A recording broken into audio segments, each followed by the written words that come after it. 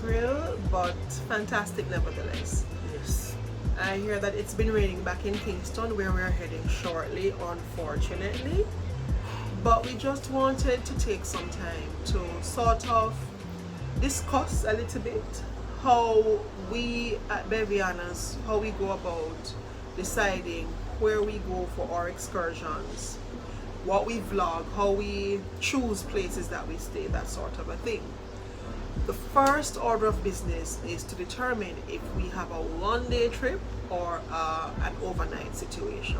Or a couple of days. Or for a couple of days. If it's a one-day trip, it depends on what we're looking for out of that day. It could be that we just want to go somewhere to eat and it ends up being out of town. It could be that we want some water, a river, a beach, something like that. That determines the kind of one-day trip that we take. Now, for different places that we go to, we first of all check Google to see what they have, what places are out there, because we like to try places that we've never been to, or places that we see where persons have not really been to. So we check Google, we check reviews, we check social media, and inevitably we may touch base with persons who have been to these places and get some sort of insight or feedback from them in terms of what the place may have to offer. So, for example, I remember a couple of years ago, a group of us went to Blue Hole in St. Anne. And for those who have been to Blue Hole, you know that there are several Blue Holes, right? Several holes. Several holes. And the first time that we went, we ended up in the wrong hole. Oh my god. That sounds... We ended up at the wrong hole. Why? Wrong preposition. Right?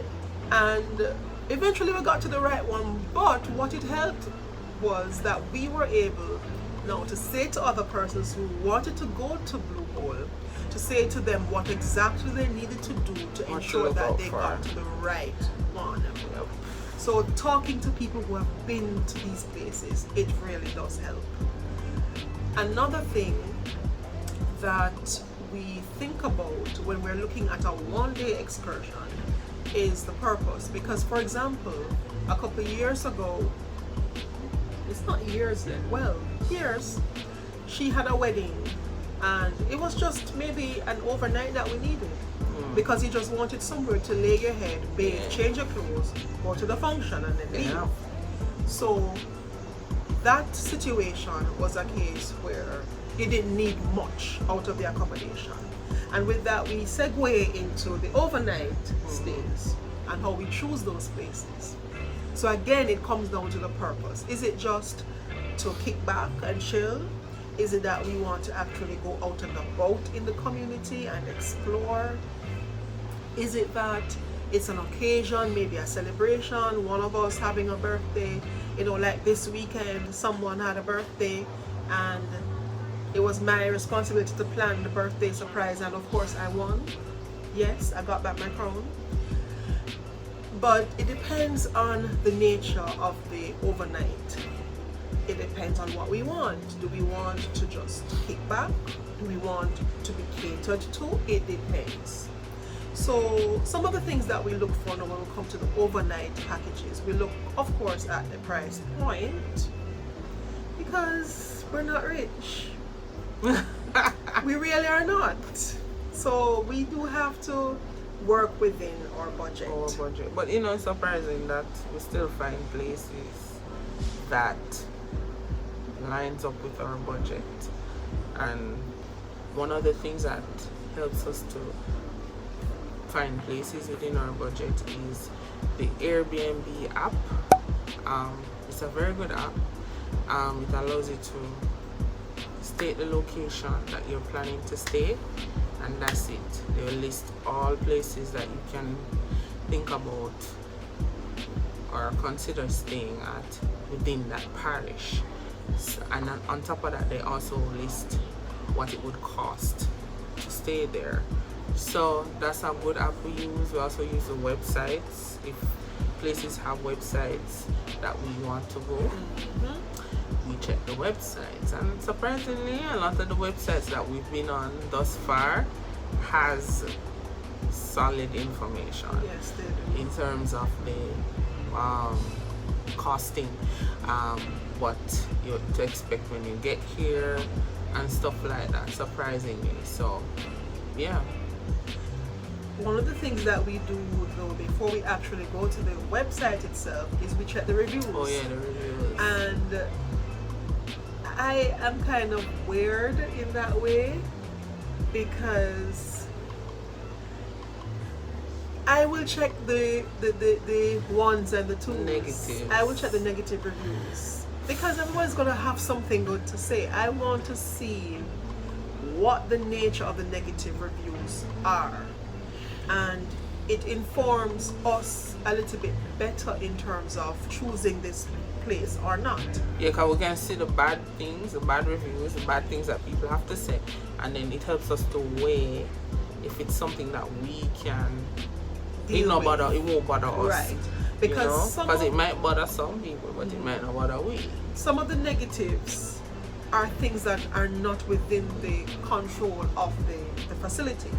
So some of the negatives are really subjective, but for the ones that are objective, and if you find the same sort of negative the comment consistency of it over a period of time, then I remember there was one that we were checking in Portland, and a social media influencer was posting all about this place.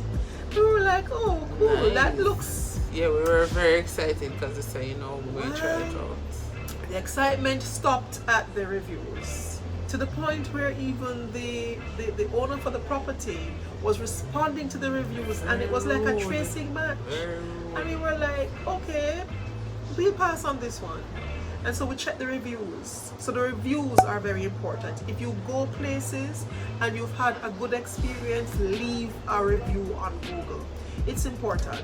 We should it for helps. This one. And we're going to for this one. It helps. So we check the websites and we check what they have to offer, etc., etc., etc., all of that. We also, of course, check persons who may have been there and what their experience was like. We normally look for the plain Janes, because we don't want it to be because this person is influential. They gave them the 5-star treatment. Exactly. And then when somebody plain ordinary comes, it's like, so where's the extra love and the extra care that you showed these influencers? Like, what's going on? Is it because that you were trying to get a good review or something? So we check the plain Janes. We don't really check the influencers anymore. I think with that experience, we decided to not follow the crowd and just do our own research. Yes. We don't depend on people like that to tell us anything, because they'll tell us good stuff because they got the good treatment. And then when ordinary come, it's like, okay, so who are you? Why should you be given an extra special treatment? We're very careful in terms of, we're very meticulous when it comes to the research of finding places. Customer service is one of the things that we look at as well, and we're looking at customer service leading up to getting to the property. So in terms of our communication before we actually get here, what's information like in whatever information medium that's being used. We look at customer service on site in terms of front desk operations, of course, room service if it's one of those places that we go for room services, restaurants if there's restaurant on property or off property, restaurants generally, what's customer service like. We also think about the food, of course. You don't go anywhere without eating, so you want to make sure that you're getting good food, right? Yeah. So if the food is up to par, if the food is good, if the food tastes good, look good, whatever. And not just that, but in terms of the quality of the food as well, in terms of the preparation. Like when we're doing the review for where we are now, you will hear more about food prep and the quality of the food that we experienced.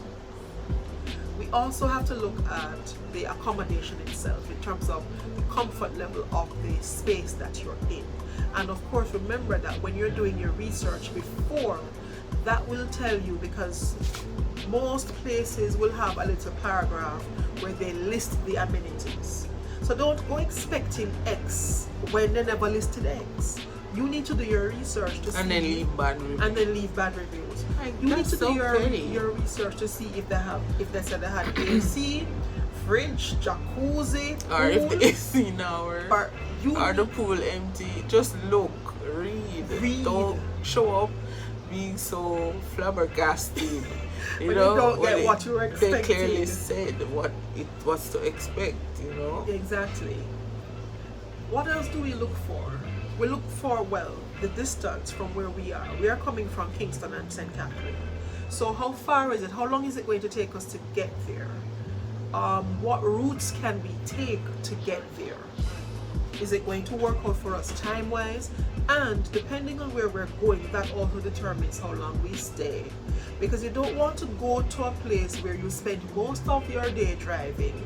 You sleep, you maybe walk around 2 times the following day, and then by the next night you have to pack and leave. It don't make sense. It doesn't make sense. Unless that's what you come to Unless do. that's what you come to do. You just come to make it known that, okay, I went to this particular place. And I just slept. And I just wanted slept. to sleep. Right? That's fine. No judgment here. But if you actually come to do something, you want to make sure that you have enough time, travel time, you set your travel time aside, and you have enough time to actually enjoy the space, enjoy the place that you're at. So I think we'll cover the basics. Another thing is that we always try, like, we look out in just to add to customer service. If we call for information, we look to see if they're very responsive in terms of they try to make you feel like you want to come. Like, I have to big up Jake's Hotel.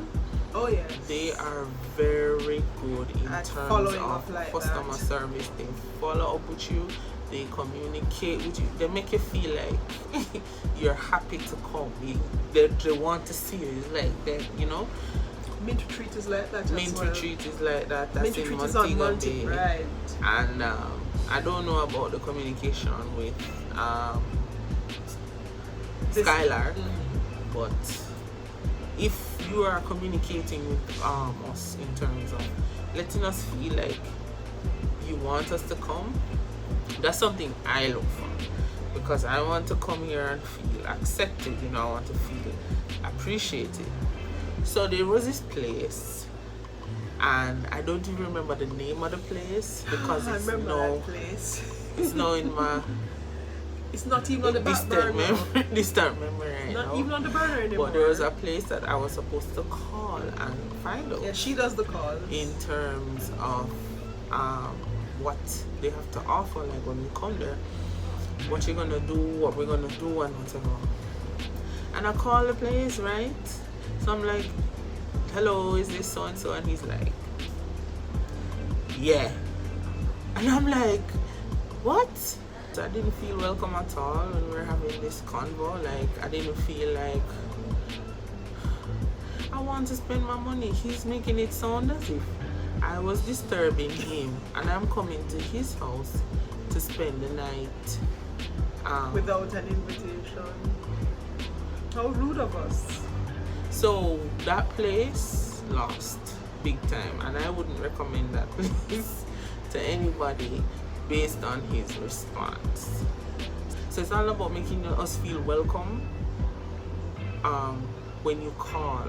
It's not only when I show up at the property and you're going to be like, hi, welcome to so-and-so, but when we're on the phone, it's like, yeah, or very disinterested in what we have to say. Like, we're begging a couch at your place That you never invited us that you to. never invite, and we enough of ourselves for come stay when we spend our own money. So it's just, and it's a turn off, you know. Like, you're making me feel like you don't want me come, you know. A pet peeve that I have with customer service though, in terms of that same communication, I am a writing person. So if you have an email, if you have a social media page, if you have a website, the message section, that's where I'm going to make my point of contact. My advice is, if you operate an establishment, check those mediums as well. I will have more to say about that in another video. But pretty much, I guess that wraps up the few tips that we have to share. And we hope that we're not any big excursionists or anything like that. You know, we're just doing a thing, enjoying ourselves. But we found that we're picking up a pattern. And we are just hoping that some of these tips help some of you when you're planning your excursions, whether they be one-day trips, overnights, extended stays. We hope that it helps. So until next time, road is out there to be done. Road is going to be done by Bevianas. Signing off from Negril. We reached Negril. Finally we reached Negril. I don't know where we're going next. Oh, we do know where we're going next, but we're not going to give it away just yet. That's another vlog altogether. But bye.